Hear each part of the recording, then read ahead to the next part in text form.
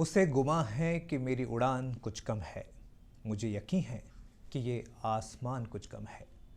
आसमान छूते इन्हीं बुलंद हौसलों के साथ इस कार्यक्रम में हम आपका स्वागत करते हैं।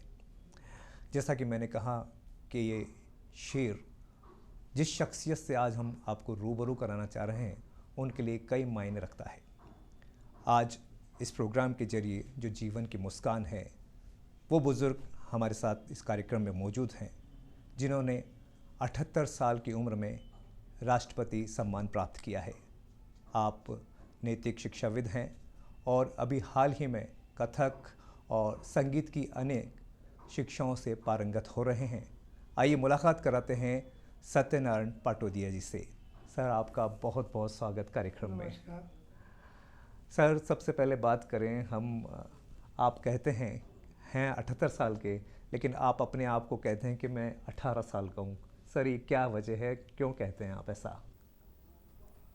देखिए, ज़िंदगी को पल पल खुशी से आनंद से जीना ही ज़िंदगी है।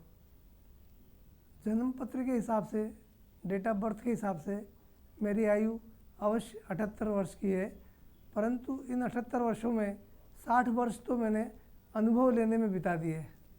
तो 78 में से 60 को घटाइए, बाकी बचे कितने? 18। तो मैं तो अपने आप को 18 साल का समझता हूँ और इसीलिए मैं विद्यार्थी हूँ। मैं संगीत की विद्या ग्रहण कर रहा हूँ। बचपन से संगीत से जुड़ा हुआ था। मेरे पिताजी बहुत अच्छा भजन गाते थे, हारमोनियम बजाते थे। उन्होंने बचपन में मेरे लिए एक छोटा सा हारमोनियम बनवा कर मुझे गिफ्ट में दिया था। मैं बचपन से ही हारमोनियम बजाना सीख गया था, परंतु पढ़ाई के दबाव के कारण, फिर नौकरी ढूंढने के कारण, फिर शादी ब्याह हो गई, फिर बच्चे हो गए, तो मैं अपने समय संगीत को समय नहीं दे सका। जब मैं 72 वर्ष का हो गया तो मेरे बेटे बहू बोला कि पापा, अब तो आप अपनी वो हॉबी पूरी करो जो बचपन से आप पूरी नहीं कर सके। उनके सहयोग से मैंने संगीत का अभ्यास शुरू किया और मेरे 4 गुरुजी रोज़ाना आते हैं। संगीत की हम बात करेंगे आपसे और काफ़ी विस्तृत चर्चा करेंगे इस पर, और आपका देखेंगे भी, नृत्य भी और गायन भी। लेकिन जो एक शुरुआती चीज़ आती है वो आती है कि आपने शुरुआती जीवन बाल्यावस्था की बात की, आपने पढ़ाई की और उसी वक्त आपको ये शौक़ भी लगा संगीत का भी। तो कैसे दिन थे और जब जीवन आपने शुरू किया या आप अपन कहें हमने करियर की शुरुआत की, तो थोड़ा सा उसके बारे में बताइए, आपने किस तरह से शुरुआत की? मेरा जन्म तो उज्जैन मध्य प्रदेश में हुआ था, महाकालेश्वर की नगरी में। वहीं पर मैंने शिक्षा ग्रहण की।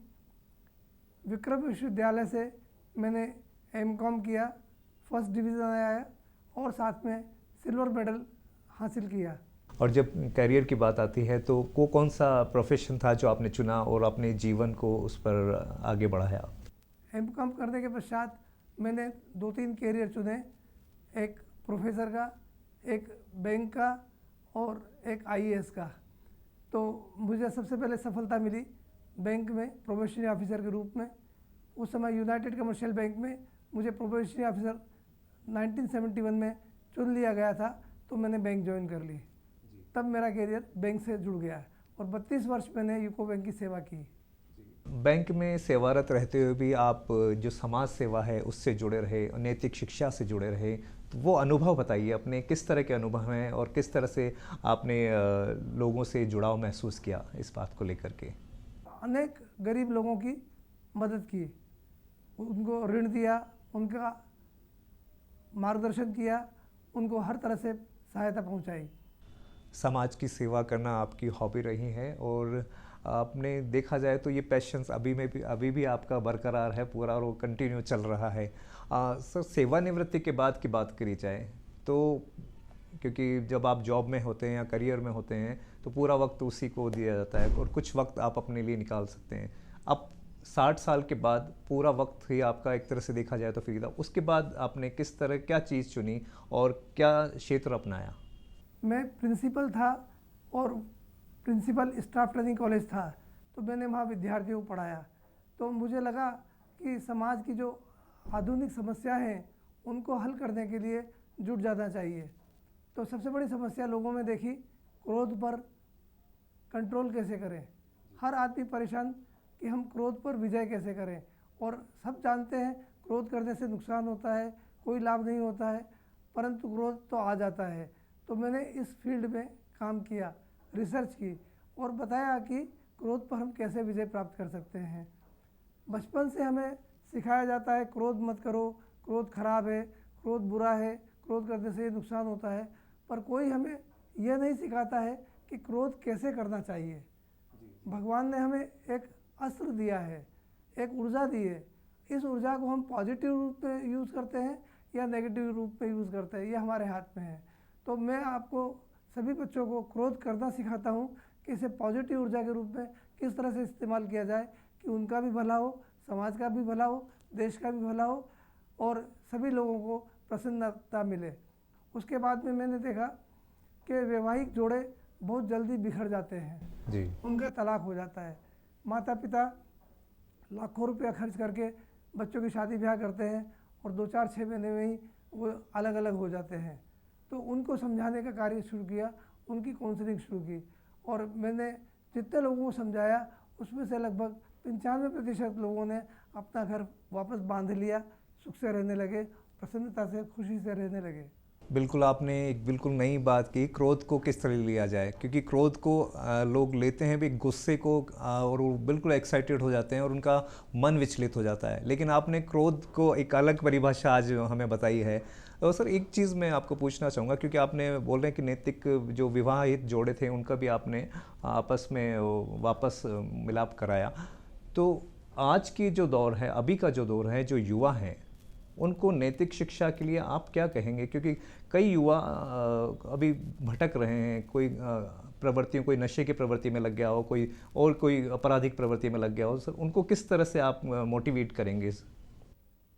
देखिए, जब हम छोटे थे, बच्चे थे, तब हमारे स्कूल में नैतिक शिक्षा के बहुत सारे पाठ हमारे कोर्स में हुआ करते थे। हर साल हमें स्कूल में नैतिक शिक्षा का पाठ पढ़ाया जाता था। मॉरल साइंस एक सब्जेक्ट होता था, पर धीरे धीरे समय की दौड़ में ये सब्जेक्ट लुप्त हो गया। अब स्कूल में मॉरल साइंस नहीं पढ़ाया जाता है, सिर्फ किताबी ज्ञान दिया जाता है। वो किताबी ज्ञान जो उनके दैनिक जीवन में काम नहीं आएगा, फिर भी वो पढ़ाया जा रहा है। तो नैतिक शिक्षा की शुरुआत हमें बचपन से स्कूलों में ही करना चाहिए। हमारे प्राचीन काल में पंचतंत्र और हितोपदेश की कहानियाँ प्रचलित थी। आज कौन पढ़ाता है उन कहानियों को, कौन सीखता है? पर हमारे दादा दादी, नाना नानी जो है वो कहानियों के माध्यम से नैतिकता सिखाते हैं। तो बच्चों को अपने नाना नानी, दादा दादी से नैतिकता का पाठ पढ़ना चाहिए और नैतिकता का जब पाठ पढ़ेंगे तो वो जीवन में उन्नति करेंगे, क्योंकि उनको जीवन जीना आ जाएगा। आज हर आदमी धन कमाने की दौड़ में लगा हुआ है, पर धन को किस तरह से सदुपयोग किया जाए ये किसी को नहीं मालूम। हर आदमी बस धन कमाओ और बचत करो, इसी पे लगा है। हम नैतिक शिक्षा की बात कर रहे थे और आज के समाज को भी क्या आप कहेंगे कि वो इस ओर चले, आपसी सद्भाव, भाईचारा बढ़ा रहे और लोग एक जो टेंशन जिसकी आपने बात करी पहले, क्योंकि वो डिप्रेशन में लोग चले जाते हैं और कोई गलत कदम भी उठा जाते हैं, तो उसके लिए क्या मैसेज देना चाहेंगे आप? मैं चाहूँगा कि बच्चों को बचपन से ही नैतिकता का पाठ सिखाना चाहिए, क्योंकि दो चीज़ें हैं, एक विद्या अध्ययन करना और एक विद्या का दान करना। तो जो हमारे गुरु लोग विद्या अध्ययन कराते हैं उनसे निवेदन है कि वो विद्या का दान करें, क्योंकि विद्या ददाति विनयम, विनयात ददाति पात्रत्वम, पात्रत्वम धनाप्नोति, धनात् धर्मम ततः सुखम। मतलब विद्या से विनय आती है, मॉडेस्टी आती है, लज्जा आती है, बड़ों का सम्मान करना आता है। जब विनय होगी तो पात्रता आएगी, आप में गुणों का भंडार भर जाएगा। जब गुणों का भंडार भर जाएगा तब आप धन कमाने के लायक हो जाएंगे, और उस धन को अगर कमाते हैं तो वो धन आपको धर्म करने के लिए प्रेरित करेगा और धर्म के रास्ते पर चल करके आपका जीवन सुखी हो जाएगा। तो विद्यार्थियों को हमारा सांस्कृतिक मूल्य सिखाना चाहिए और सांस्कृतिक मूल्यों के साथ साथ जीवन में उनको कैसे उतारें ये ज़रूरी है। जैसे गीता पढ़ना सभी जानते हैं, गीता सभी पढ़ते हैं, पर गीता को अपने जीवन में कैसे उतारें ये ज़्यादा महत्वपूर्ण है। तो मैं तो यही सबसे निवेदन करूँगा कि सारे नैतिक मूल्यों को पढ़ें, समझें और अपने जीवन में उतारें। जी बिल्कुल, सांस्कृतिक मूल्यों को जीवन में उतारने की बेहद ज़रूरत है। आपने संस्कृति की बात कही तो हम वापस आते हैं आपके संगीत के सफ़र की ओर। सर, आपने कहा कि बाल्यावस्था से ही आपको शौक़ था और पिताजी ने आपको एक हारमोनियम भी ला कर दिया। तो जब आप सेवानिवृत्त हुए उसके बाद आपने शिक्षा ग्रहण की, कथक की भी और संगीत की और दूसरी विधाओं में भी आप शिक्षारत हैं अभी, तो थोड़ा उनके बारे में बताइए, कैसे शुरुआत की और अभी आप क्या कर रहे हैं? बचपन से संगीत से जुड़ा होने के बावजूद मुझे अवसर नहीं मिला, पर 72 वर्ष की आयु में जब मैंने अपने सामाजिक उत्तरदायित्व, पारिवारिक उत्तरदायित्व पूरे कर लिए तो मेरे बेटे बहू ने प्रेरित किया कि आप अपनी हॉबी पूरी करिए। तो मैंने संगीत की ओर अपना रास्ता अपनाया और चूँकि हारमोनियम बजाना तो मुझे आता ही था, मैंने गाना भी शुरू कर दिया। उसके साथ ही मैंने कथक नृत्य सीखना शुरू कर दिया। तो सन 72 से मेरी विधिवत शिक्षा प्रारंभ हुई। मैं भातखंडे संगीत विद्यापीठ लखनऊ की प्रथमा परीक्षा दी, फिर मध्यमा परीक्षा दी और अब विशारद फाइनल परीक्षा में मैं उत्तीर्ण हुआ हूँ। मैं हर वर्ष पिछले 5 वर्षों से परीक्षा देता आया हूँ, गायन की भी और साथ ही साथ कथक नृत्य की भी।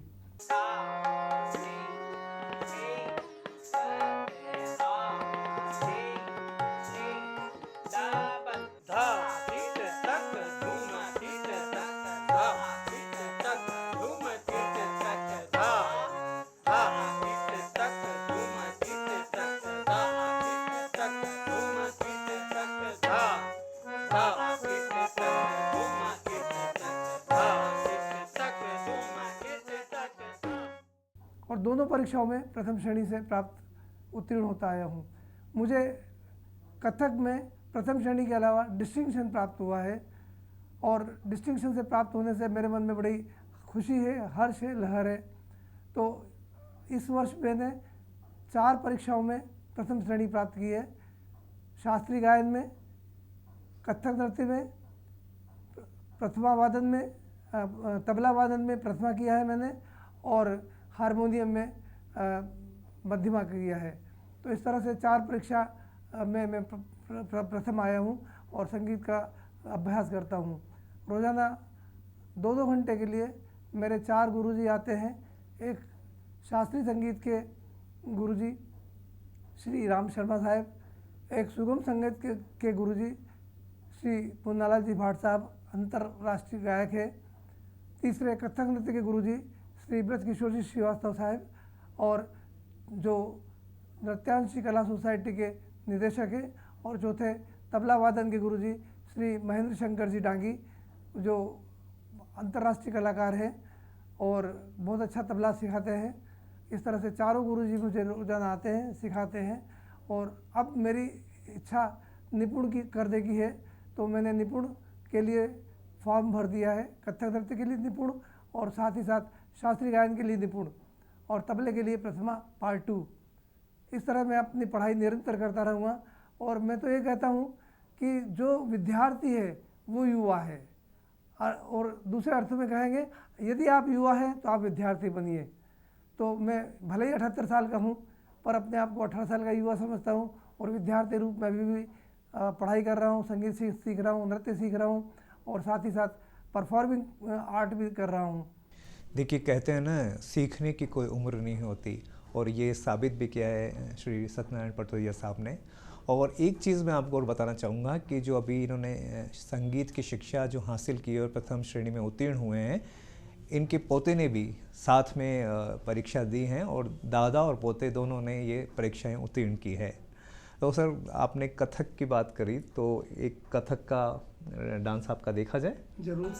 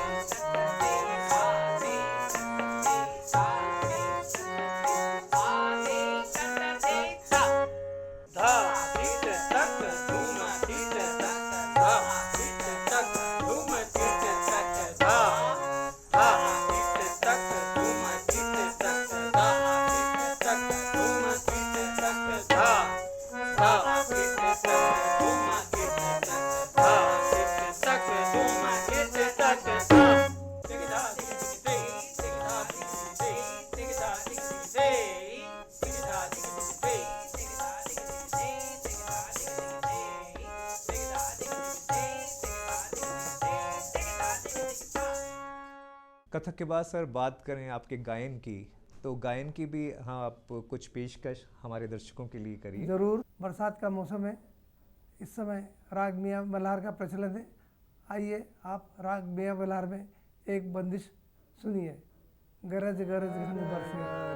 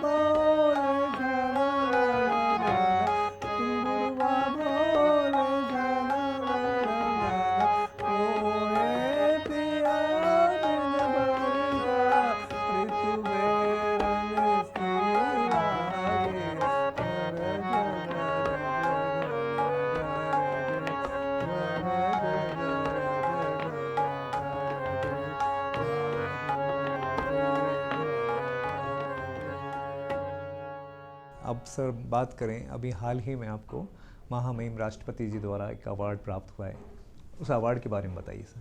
मार्च के अंतिम समय में मुझे केंद्रीय सरकार के सोशल जस्टिस एंड एम्पावरमेंट मंत्रालय से एक फ़ोन आया कि क्या आप दिल्ली आ सकते हैं। तो मैंने कहा हाँ आ जाऊँगा। तो उन्होंने कहा ठीक है, हम आपके साथ एक अटेंडेंट और अलाउ करेंगे, और फ़ोन काट दिया। मुझे बड़ा ताज्जुब हुआ कि मुझे दिल्ली क्यों बुलाया जा रहा है, मैंने तो कहीं कोई अप्लाई नहीं किया है, क्या कारण है दिल्ली बुलाने का, पर समझ में नहीं आया। थोड़े दिनों बाद उन्होंने कहा कि आप अपना आधार कार्ड और ईमेल आईडी भेजिए, हम आपके लिए एरोप्लेन के टिकट भेज देंगे। वहाँ से एक केंद्रीय मंत्री डॉक्टर वीरेंद्र सिंह का निमंत्रण पत्र प्राप्त हुआ कि हम 2 मई 2025 को राष्ट्रपति भवन में एक इवेंट का आयोजन करने जा रहे हैं, जिसका शीर्षक है एजिंग विथ डिग्निटी, अर्थात सम्मान के साथ जीवन कैसे जिया जाए उसकी मिसाल पेश कर रहे हैं। तो मैं उस निमंत्रण पत्र को पाकर बड़ा हर्षित हुआ और 1 मई को दिल्ली पहुंच गया। हम लोग स्टेट गेस्ट थे, 3 दिन के लिए केंद्रीय सरकार के गेस्ट थे। 2 मई को राष्ट्रपति भवन में हमको ले जाया गया और वहाँ पर राष्ट्रपति जी से बातचीत हुई। राष्ट्रपति जी को मैंने बताया कि मैंने 72 साल की उम्र में कथक नृत्य, गायन, वादन सीखना शुरू किया है और ये मेरे अचीवमेंट्स है और कथक नृत्य मैं कर रहा हूँ। उनको बड़ा आश्चर्य हुआ कि इस उम्र में भी कोई कथक नृत्य सीख करके परफॉर्मिंग आर्टिस्ट बन सकता है। तो मैंने उन्हें बताया कि लगन हो, निष्ठा हो, दृढ़ विश्वास हो, दृढ़ निश्चय हो तो आदमी क्या नहीं कर सकता है। फिर राष्ट्रपति जी महोदय सेंट्रल हॉल में आए और हम लोगों को सेंट्रल हॉल में बिठाया। वहाँ पर केंद्रीय मंत्री डॉक्टर वीरेंद्र सिंह ने बुजुर्गों के सम्मान में एक शपथ ली। उस हॉल में लगभग 1000 लोग थे और केंद्रीय विद्यालय के छात्र भी थे, वे सब खड़े रहे। राष्ट्रपति जी का प्रोटोकॉल है कि वो खड़े होते हैं तो सबको खड़ा होना पड़ता है और जब वो बैठते हैं तब उसके पश्चात ही हम लोग बैठ सकते थे, परंतु हम 30 सीनियर सिटीजन्स जो ऑल ओवर इंडिया से चुने गए थे उनको निर्देश था कि आप सब बैठे रहिए, हम आपका सम्मान करेंगे। तो राष्ट्रपति जी ने खड़े होकर के, केंद्रीय मंत्री और बाकी सब लोगों ने खड़े होकर शपथ ली कि हम बुज़ुर्गों का सम्मान करेंगे, बुज़ुर्गों की देखभाल करेंगे, उनका आदर सत्कार करेंगे और शपथ लेकर के खड़े रहे। तो ये भारत के इतिहास में पहली बार एक ऐसा इवेंट किया गया जिसमें हम लोग बैठे हुए थे और राष्ट्रपति जी खड़े हुए थे। तो इस तरह से हमको सम्मानित करके और फिर हाई टी पर बुलाया और यह कार्यक्रम हुआ। उस कार्यक्रम में 5 और कार्यक्रम हुए थे। एक सीनियर सिटीजन के लिए पोर्टल खोला गया जिसमें सीनियर सिटीजन अपनी बात कह सकते हैं। दूसरा 5 वृद्धाश्रम को ओपन किया, डिजिटल ओपनिंग की। फिर 5 सीनियर सिटीजन को उन्होंने मेडिकल किट दिए और केंद्रीय मंत्री डॉक्टर वीरेंद्र सिंह जी ने ब्रह्मा कुमारी के साथ एक MOU एक्सचेंज किया।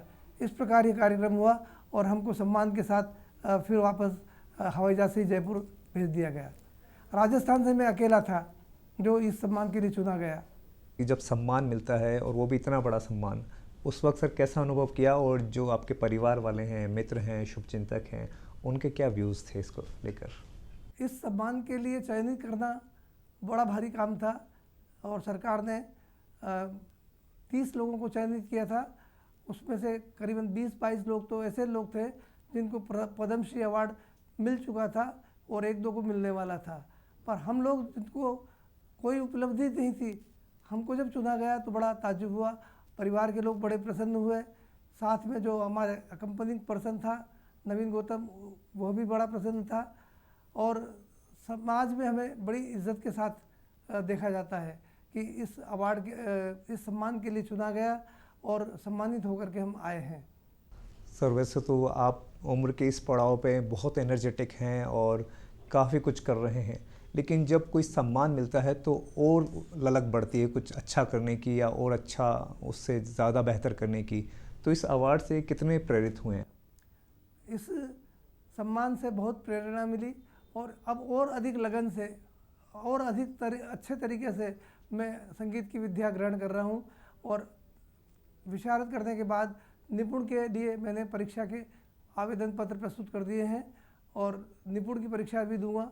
निपुण 3 साल का कोर्स होता है और MA लेवल का होता है। निपुण के बाद में आचार्य की डिग्री के लिए भी करूँगा, मतलब PhD भी करूँगा और अपनी पढ़ाई अपने जीवन के अंतिम क्षण तक करता रहूँगा। जीवन के आखिरी क्षण तक मैं विद्यार्थी बना रहूँगा, ये मेरा दृढ़ संकल्प है। जैसा कि सर हमने पहले ही बात की आपसे कि दादा और पोते साथ शिक्षा परीक्षाएं दी आपने, तो उन्होंने आपके जो पोते हैं कितनी हेल्प करी आपको साथ में, और आप दोनों का कैसा तालमेल रहा, और उन्होंने कौन कौन सी परीक्षाएं उनकी भी पास हुई हैं? मेरा पुत्र खुमान पाटोदिया 18 साल का है और वो पिछले 8 साल से संगीत सीख रहा है।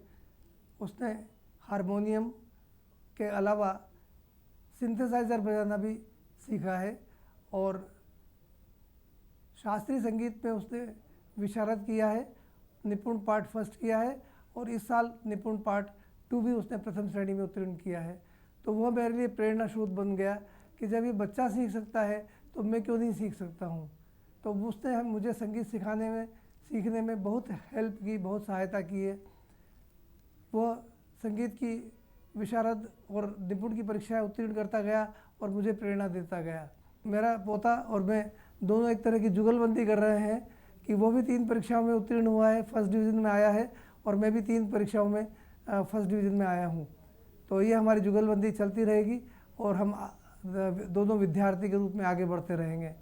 देखिए, ये होती है हौसलों की उड़ान, और जब हौसलों की उड़ान होती है तो पंख अपने आप लग जाते हैं और व्यक्ति कुछ न कुछ वो जो चाहता है वो हासिल कर ही लेता है। तो आज हमारे साथ जिन शख्सियत से हमने बातचीत कराई उनका भी कुछ नज़रिया ऐसा ही है। तो सर, आप इस कार्यक्रम में आए, ये जीवन की मुस्कान है और वो मुस्कान आज हमारे दर्शकों को आपने परोसी है। तो आप इस कार्यक्रम के ज़रिए अपने अनुभव साझा किए, आपका बहुत बहुत धन्यवाद। आपका भी बहुत बहुत धन्यवाद कि आपने मेरे द्वारा अपने दर्शकों को एक नई लगन, नई ऊर्जा के रूप में एक नया प्रोग्राम दिया है। जी बिल्कुल, ये 78 साल के बुज़ुर्ग नहीं हैं, ये 78 साल के युवा हैं। जी हाँ, जिन्होंने इतनी विधाओं में काम कर रहे हैं, संगीत सीख रहे हैं, कथक सीख रहे हैं और एजिंग विद डिग्निटी अवार्ड यानी राष्ट्रपति अवार्ड से सम्मानित हो चुके हैं। तो ये प्रेरणा स्रोत हैं हम सब के लिए कि हमें भी जीवन में निरंतर आगे बढ़ना चाहिए और इस जीवन यात्रा को कंटिन्यू रखनी चाहिए, और यही हमारे जीवन की मुस्कान है। तो इस कार्यक्रम में आज इतना ही, दीजिए इजाज़त। नमस्कार।